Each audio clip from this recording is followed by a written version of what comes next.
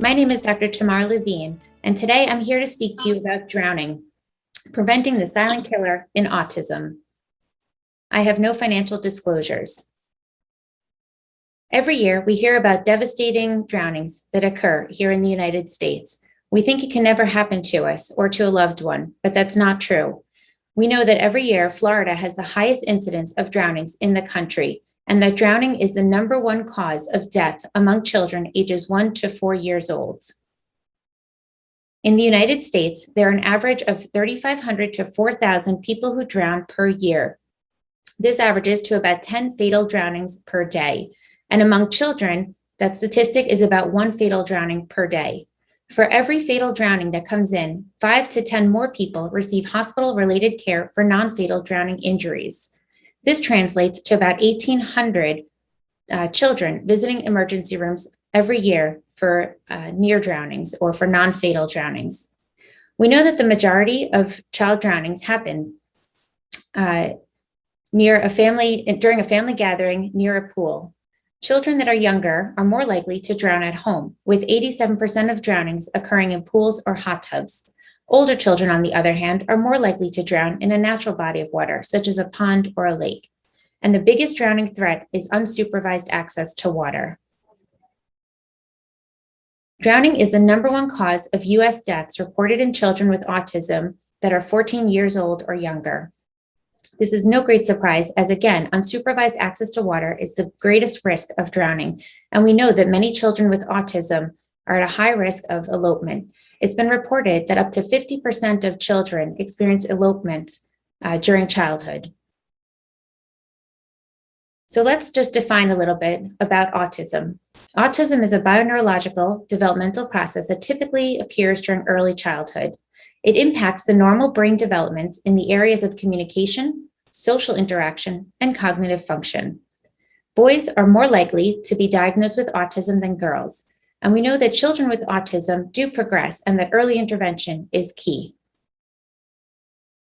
The prevalence of autism has been increasing annually, and it's estimated that in 2021, 1 in 54 children will be diagnosed with autism here in the United States.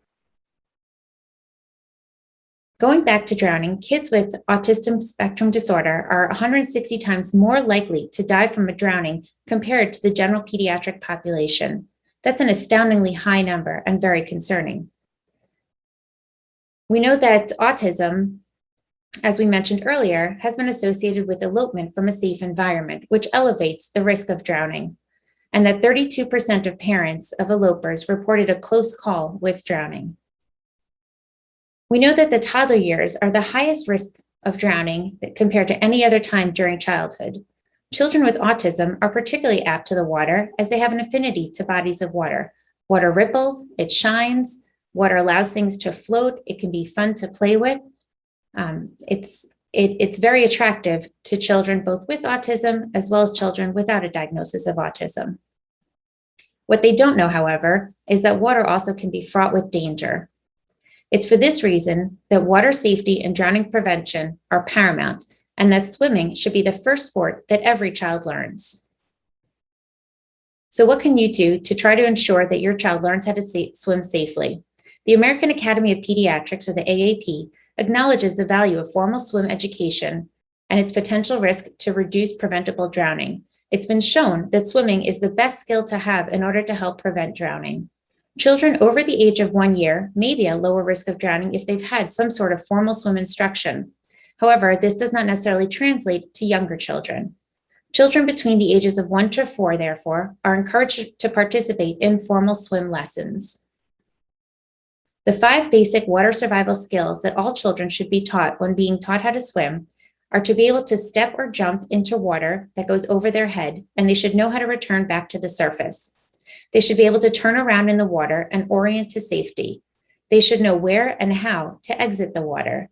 They should learn how to float or tread water, and eventually they should be able to combine breathing with forward movements in the water.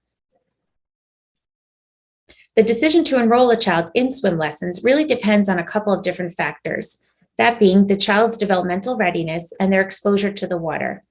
However, swimming should never be seen as drown-proofing a child, because we know that even good swimmers can still drown. Children should be taught to never swim alone. They should always have a swim buddy with them or somebody who knows that they're in the water. Additionally, it's often come up whether or not children should use aids such as floaties in the water and whether this can help to prevent drowning. And what we've shown is that water wings or floaties are not a good substitute for a US Coast Guard approved life jacket. And in fact, they can actually be detrimental in that they can give a false sense of swim security. We should also make sure that all children know to read the posted signs and safety rules and warnings. Water safety is a responsibility. They should never chew gum or eat while swimming or playing in the water, as this can lead to choking and also increase the risk of drowning. Never swim in a storm. Always make sure to check the weather prior to swimming, and avoid the twos. Don't get too tired, too cold, be too far from safety.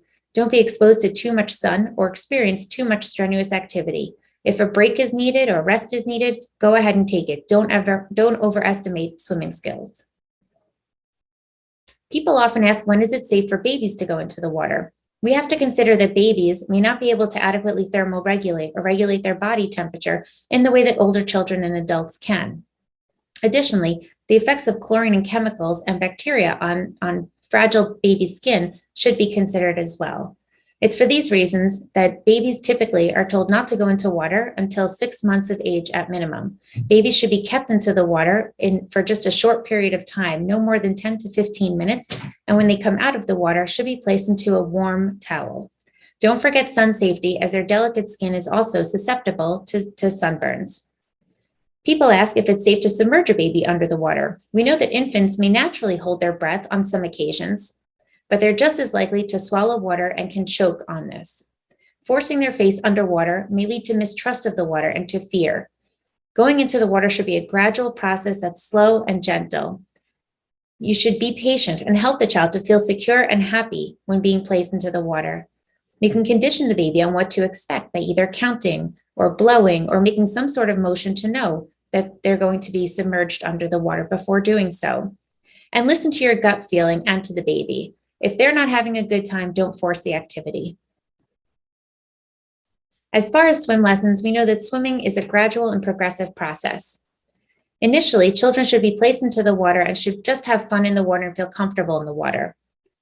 You can then start by putting their face into water and helping them to learn how to hold their breath or blow bubbles in the water. Eventually, you can play games with the children in the water, teaching them how to kick their legs and how to reach for toys and objects. And ultimately, children should be able to swim independently with strokes that allow them to progress forward and for them to feel confident in the water and capable of swimming. People often ask whether or not they should be, whether autistic children can learn how to swim as well. And the answer is yes. The children with autism certainly can and should learn how to swim. As we mentioned, children with autism are at a much higher risk of drowning, and therefore it's of great importance that they learn how to swim and they learn basic life-saving skills. There are different classes that can be offered for children with autism, classes that maybe are more aware to a sensory type of environment and can offer different sort of approaches to children with autism. These can be found at the YMCA or at local swimming pools and should definitely be encouraged. The 4 reasons why children with autism should learn how to swim. First of all, autistic children oftentimes love the water. As I mentioned earlier, they're at higher risk of elopement and may be more apt to go to the water. That leads us to number 2, which means that knowing how to swim, if they are able to enter the water, especially in an unsupervised manner, may actually be life-saving for them. Swimming also provides sensory stimulation for sensory seekers and may be helpful to those who avoid sensory, as being under the water can make them separate from the rest of the world. And swimming can get autistic children out into public and into a different environment, which may be beneficial for them as well. There are some tips for drowning prevention in autism. We're not going to go through all of these in great detail, but basically you want to prepare the child for whistles or for sounds if they're going to be in a public setting. You want to make sure that they feel comfortable at the pool and that they feel secure. You want to make sure that they're familiar with the pool, the instructor, with the people that are surrounding them. You want to discover what they love, and you want to try to gear the lessons towards those things, again, in order to make swimming a fun experience for them and not one that's scary. And if necessary, you want to be able to provide them with a quiet space, either a quiet room or an area away from the pool and from the water. Additionally, many children with autism are visual learners, and you can therefore make some instruction cards or visual cards in order to be able to plan your lessons with that in mind. You want to make sure to provide structure. So you can set 5 minutes for one part of the activity and 5 minutes for another part of the activity, but really work with the child and with their needs. You want to make sure that if you give them an instruction, that you wait a couple of seconds. So there's what's called the 4-second rule. So wait 4 seconds to allow them to absorb that instruction and then to perform the instruction. And when they do follow the instructions properly, you want to give lots of specific praise. You want to encourage them and motivate them to continue on with the lessons. So moving on to unsupervised access to water, as I mentioned earlier, which is the greatest threat of drowning. The most important thing that we can do after teaching children how to swim is to make sure to try to limit the access to pools and to spas and areas where children will have unsupervised access to water. Remember, pools can never be too secure. You want to make sure that you install proper barriers, alarms, and covers onto the pool and the spa. Proper gates and covers can help you to prevent access to the pool or to alert someone if someone does enter the pool. This has been shown to potentially prevent more than half of all swimming pool drownings. You want to install a pool fence that's at least 4 feet high and completely encompasses all sides of the pool. You also want to make sure that there are no slats that are less than 4 inches wide so that children cannot slide either in between slats or underneath slats and gain access to the water that way. You want to ensure that the gate does not have any opportunity for climbing of the slats either, as another method of entering the pool area. You want to make sure that pool gates open outward from the pool and have a self-close and self-latch mechanism. Ideally, this should be at a height that the child can't reach, and it's been recommended to be at least 54 inches high. You want to completely separate the pool from the house. And you can also consider alarms on the pool gate in order to alert you if the gate is open. You can also consider surface wave or underwater alarms as added protection. And you can consider alarms at exit doors from the house, windows, and even consider it at pet doors, as we know that children have gotten out of a house by any of these means and have been able to gain access to a pool this way. You want to make sure to keep all batteries and alarms in good repair and keep the gates locked. You want to keep toys out of the pool area so as not to entice little ones to enter the pool area. And what's really important is people often think, oh, it's just a shallow pool, it's a kiddie pool, no one's going to be able to fall into it or to drown into it. But what we've shown is actually that small children can drown in as little as 1 to 2 inches of water. It's therefore important to make sure that you always empty any sort of body of water, even a shallow body of water, such as a kiddie pool, because these really can be very dangerous, especially for young children. You want to keep rescue equipment within arm's reach of the pool. There's something called a shepherd's hook, and I have a picture of it here on the slide, which is a long pole with a hook at the end of it that can be used as a rescue device if someone is drowning or someone is going under the water in an uncontrolled way.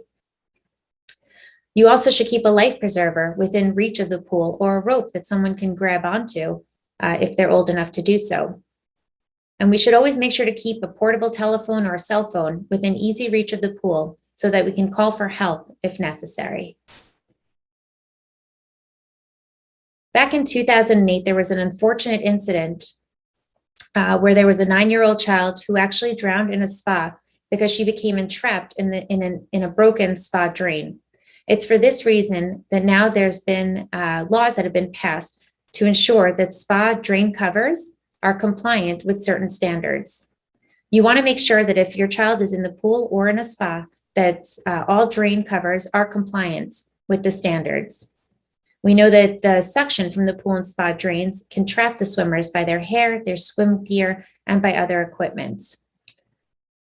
We also know that all of these anti-entrapment drain covers are required by law, but you should still check them before the child enters the pool or the spa to make sure that that's truly compliant.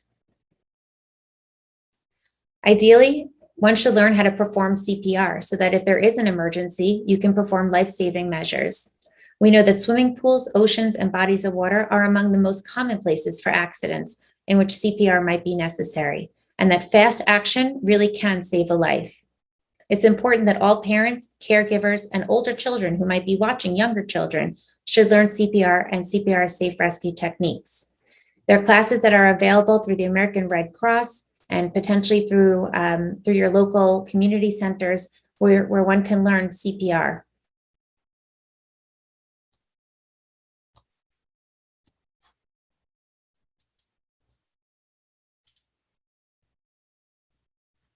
As I mentioned earlier, unsupervised access to water is the greatest risk of drowning.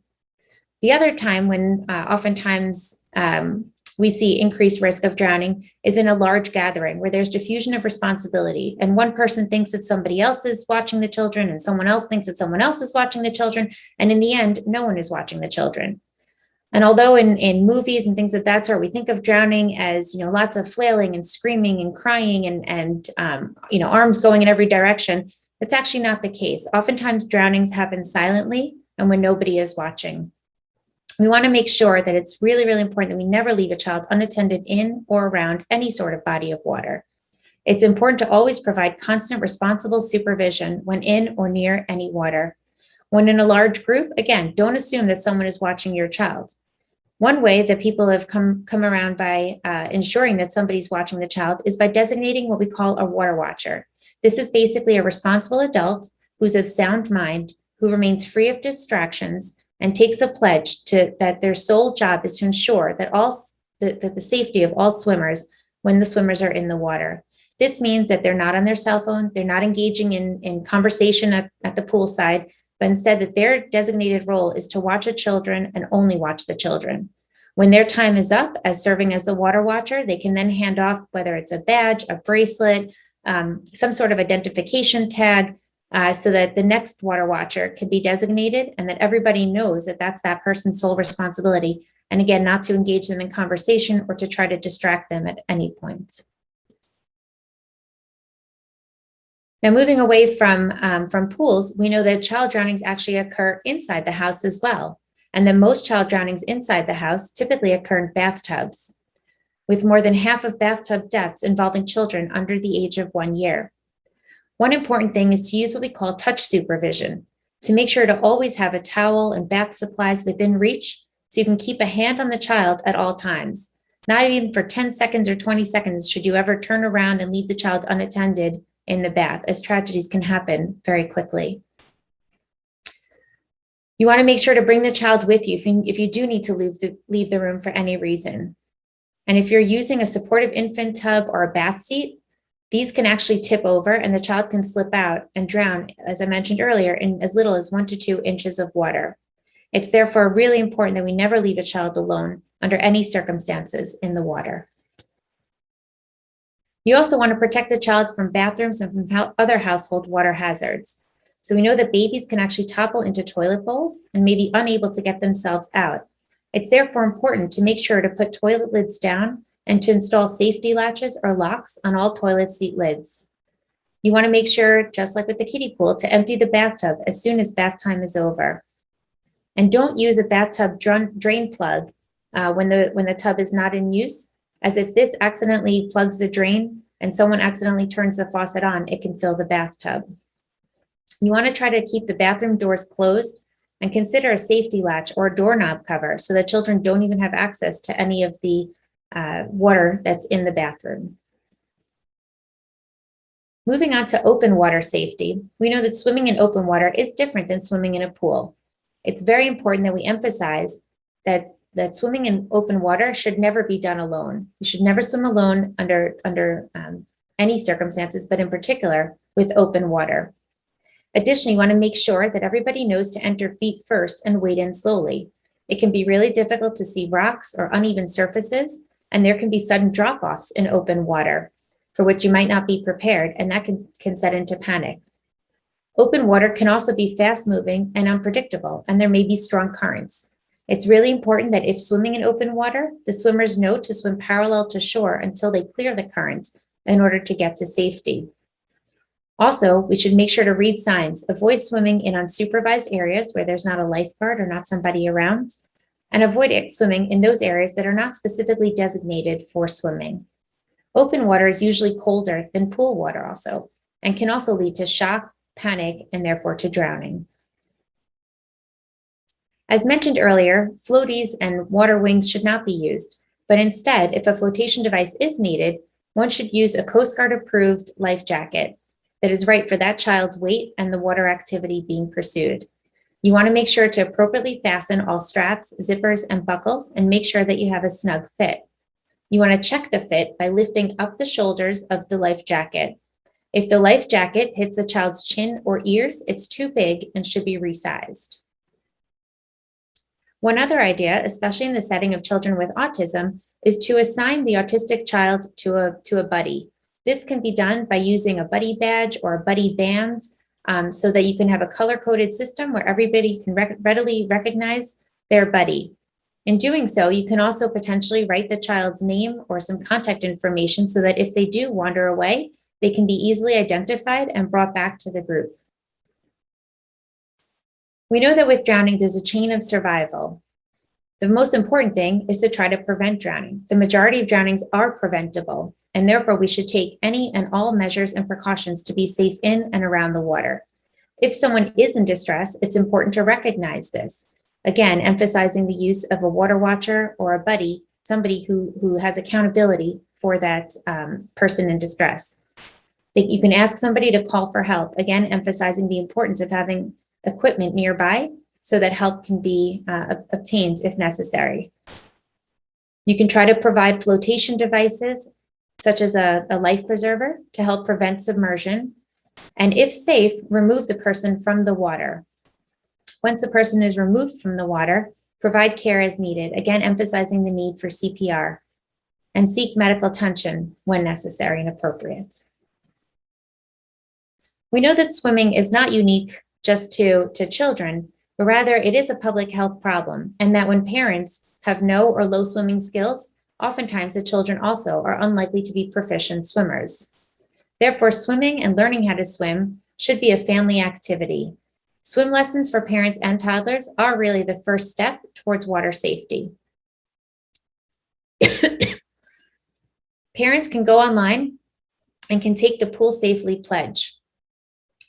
This is a pledge in which they state that they will designate a water watcher every time the children are in the water or near the water. The pledge also includes a commitment to making sure that kids know how to swim, with the parent or guardian learn CPR, that they're going to remove portable pool ladders when they're not in use, and ensure that all permanent pools have a proper fence and gate, as well as a safe drain cover, as mentioned earlier, in order to decrease the risk of drowning and to accidental deaths. The Pool Safely program also has an app which allows for games and toys in order to help children learn about the do's and don'ts of water safety.